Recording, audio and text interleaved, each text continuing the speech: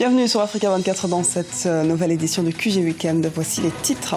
Campagne présidentielle 2016 au Tchad. Les bureaux de soutien aux 14 candidats rivalisent afin de convaincre les électeurs.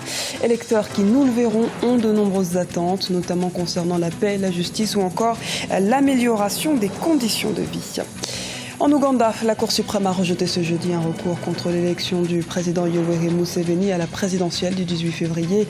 Un recours déposé le 1er mars par l'ancien Premier ministre Amama Mbabazi, arrivé en 3e position à ce scrutin. Des dégâts matériels occasionnés par la pluie à Ngamakoso, en République du Congo. La deuxième sortie nord de Brazzaville est menacée par une forte érosion. Les travaux de ce ravin, souvent arrêtés pour diverses raisons, ont repris, mais la population ne semble pas rassurée. Nous verrons pourquoi. Mais avant de développer ces titres, Mathieu Simplice Sarandji, nouveau Premier ministre centrafricain. Le président Faustin Archange Touadéra a nommé cet universitaire ce samedi. Cet enseignant et proche collaborateur du chef de l'État a notamment été son directeur de cabinet durant 5 ans, en 2008. Plus récemment, il a été le directeur de campagne du candidat Touadéra lors de la présidentielle de 2015-2016. Première tâche du chef de l'exécutif et pas des moindres, annoncer un nouveau gouvernement dans les prochains jours. L'élection présidentielle du 10 avril se prépare au Tchad. Les 14 candidats qui visent la magistrature suprême sont au contact des électeurs. Le vote de ces 6 260 000 électeurs inscrits sur les listes électorales est très convoité. Aujourd'hui, leurs attentes sont nombreuses. Santé, éducation, infrastructure ou encore emploi des jeunes sont au cœur des préoccupations des Tchadiens. Un reportage de notre envoyé spécial au Tchad, Lefti Ounou. L'élection présidentielle du 10 avril suscite l'intérêt et l'engouement au sein de la population. Après avoir boycotté la précédente élection présidentielle, les principaux partis politiques de l'opposition prennent part à ce scrutin. Une configuration qui augure une élection disputée. Depuis l'ouverture de la campagne électorale, c'est l'effervescence et les partis politiques rivalisent de stratégie pour susciter une adhésion populaire à leur projet de société. Mais entre promesses électorales et réalisations tangibles, les populations souhaitent que ces joutes politiques n'éludent pas la prise en compte de leurs aspirations à plus de paix et de progrès économique et social. Nous voulons que le président qui sera élu le 10 avril, qui nous apporte la paix pour nous, le changement, on ne veut pas des bêtises encore. Dans ce pays, le Tchad, il n'y a pas la justice. La justice ne règne pas dans ce pays. Nous demandons maintenant aux nouveaux entrants, on lui demande systématiquement la justice. Il faudrait qu'une justice soit établie dans la norme des choses. Il faut qu'il construise des hôpitaux, les centres de santé et puis les écoles. Il faut qu'il goudronne les routes pour que nos ressources ou bien les céréales là, pour qu'ils circulent d'une manière du Tchad là. Que tous les coins du Tchad aient trouvé ces moyens. Il faudrait qu'il essaye de mettre un cachet particulier dans l'éducation, réforme éducative, je voudrais parler de ça, et aussi, surtout, revoir les conditions de vie des fonctionnaires et emploi des jeunes, l'emploi surtout des jeunes. Plusieurs secteurs sont visés par les populations, de l'énergie à l'éducation, sans oublier la justice ou l'administration. Les populations tchadiennes prendront rendez-vous avec le nouveau président pour le quinquennat 2016-2021. Et notre antenne est d'ailleurs mobilisée pour vous permettre d'immerger au cœur des processus électoraux africains. À l'approche de la présidentielle tchadienne, Africa 24 vous propose des émissions pour analyser les enjeux de ces scrutins à Djibouti, mais aussi au Tchad. Rendez-vous en direct de Djibouti dès 17h GMT avec le débat et à 18h45 GMT pour le débriefing des experts. La soirée électorale se poursuivra en direct de N'Djamena dès 20h GMT. En Ouganda, la Cour suprême rejette un recours contre l'élection du président Yoweri Museveni.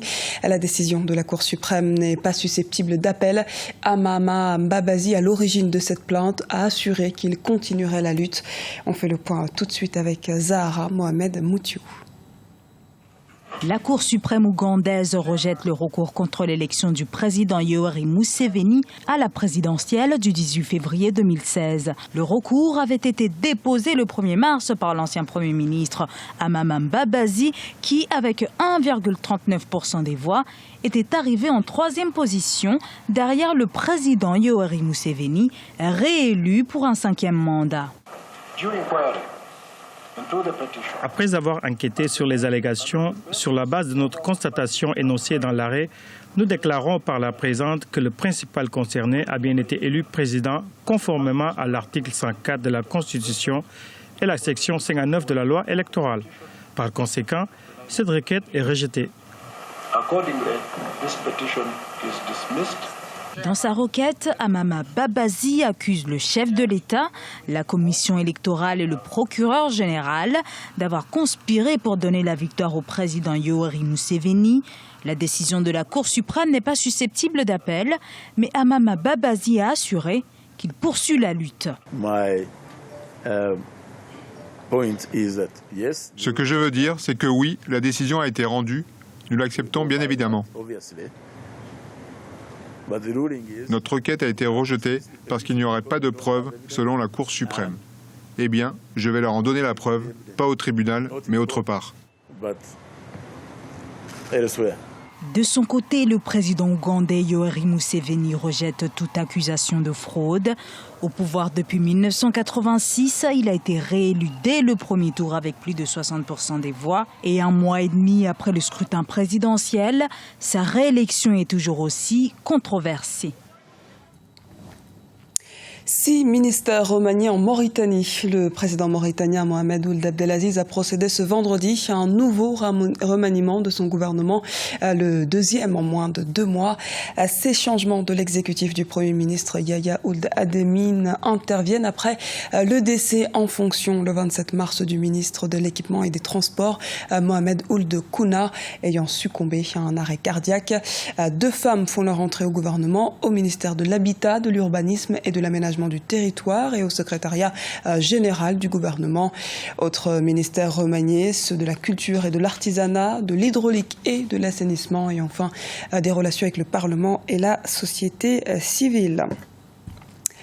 Le président d'Afrique du Sud, Jacob Zuma, a présenté ses excuses ce vendredi 1er avril. Le chef de l'État, jugé coupable de violation de la Constitution, a défendu sa bonne foi. Il a notamment promis de rembourser les frais de sa propriété privée de Kandla, financée en partie avec des fonds publics. Les précisions de Gladys Mwamba. Le président sud-africain Jacob Zuma présente ses excuses à la nation. Au lendemain du jugement de la Cour constitutionnelle ordonnant le remboursement des fonds publics utilisés pour la rénovation de sa résidence privée Nkandla, le président Jacob Zuma a fait son mea culpa. Le chef de l'État sud-africain s'est adressé à la nation dans un discours télévisé le vendredi 1er avril 2016. Je n'ai pas agi malhonnêtement. Mes actions n'ont jamais été motivées par des intentions corrompues et par le désir d'utiliser les fonds de l'État pour mon propre bénéfice ou celui de ma famille. Dès lors, j'ai accepté de rembourser les travaux qui seront identifiés. Conscient de la portée de l'affaire, le président Jacob Zuma assure qu'il n'a jamais voulu violer délibérément la Constitution. Pour les organisations de lutte contre la corruption, le verdict de la Cour constitutionnelle prouve la bonne santé des institutions sud-africaines. Il s'agit d'un grand jour pour l'Afrique du Sud. Nous avons prouvé que la loi ne dépend pas des personnalités, mais des principes de responsabilité et surtout de la primauté de l'État de droit. Le président Jacob Zuma a 45 jours pour rétrocéder au Trésor sud-africain une partie des sommes déboursées pour la rénovation de sa résidence privée. Pas convaincu par les déclarations du chef de l'État sud-africain, l'opposition continue de demander sa destitution. L'érosion de Ngamakoso menace la route de la 2e sortie nord de Brazzaville en République du Congo. C'est un grand ravin de plus de 4 mètres de profondeur qui progresse dans le 6e arrondissement Talangaï. Sous la pression du ruissellement des eaux de pluie, cette érosion a également endommagé les câbles, murs, poteaux électriques et conduits d'eau. Plusieurs familles ont été obligées d'abandonner leur lieu d'habitation. Reportage de Deva Panzo, notre correspondant en République du Congo. Situé dans le quartier Ngamakoso, dans le 6e arrondissement Talangaï, Cette érosion qui s'est agrandie du fait de la mauvaise canalisation a déjà englouti plus d'une bâtisse. Elle menace de couper la voie principale reliant Brazzaville au nord du pays. Depuis 2 semaines, les ingénieurs de la Société panafricaine de construction s'activent afin de ralentir son avancée vers la route. Qu'est-ce qu'il faut faire? C'est d'enrayer l'érosion en mettant progressivement une unité chargée de la protection des érosions, en mettant des sacs. Ici, pour le moment, là, avec la saison des pluies, on ne peut pas dire là de façon définitivement parce que la quantité d'eau qui vient ici, il est vraiment difficile de réaliser un ouvrage de façon définitive. La population riveraine ne croit plus aux efforts fournis par les ingénieurs sur le terrain. Elle soutient que les ingénieurs réalisent un travail routinier car les sacs qu'ils superposent seraient emportés par les eaux en cas de pluie. Les habitants du quartier Ngamakoso qui ont réclamé la visite et l'implication personnelle de leurs élus appellent au secours. On est dans la ville de Brazzaville, comme les gens qui sont en train de vivre au milieu du centre-ville.